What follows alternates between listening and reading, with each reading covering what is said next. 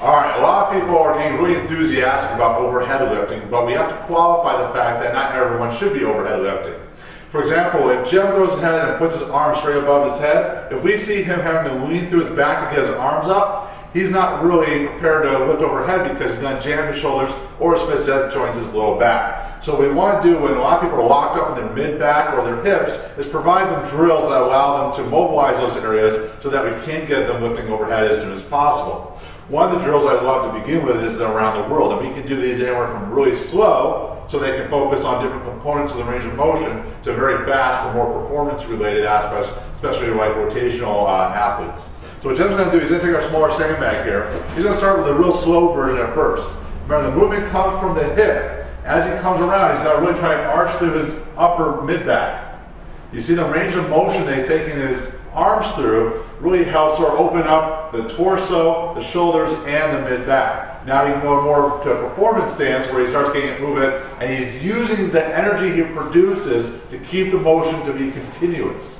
And you see the motion's not happening by him just moving his arms, but his hips. So his hips are moving the opposite direction of his upper body to create the action, which is very important so you don't overload just the shoulders.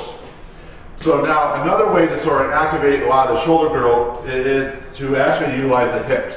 If you aren't using the hips, chances are your shoulders are getting overtaxed and they're not moving well. Because if we give you a good foundation to lift from, all of a sudden your body will be both stronger and move better. So one way we can teach this without trying to, vomit information on a client is to have them do it through motion.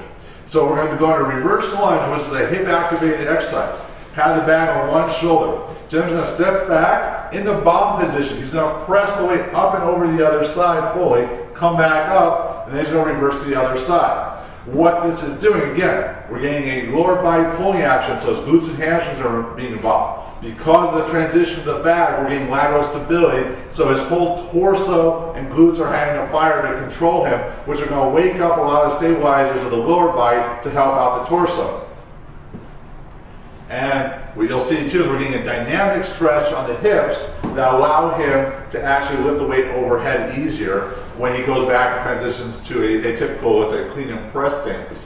Lastly, the benefit is he's learning how to root into the ground. Because in that bomb position he has to press through both feet to gain stability, he's going to actually learn to transition that to a bilateral lift when he goes standard pressing overhead. So he's going to learn how to utilize his hips, his lower body, and his midsection to help him press, which will alleviate a lot of problems with his shoulder joint.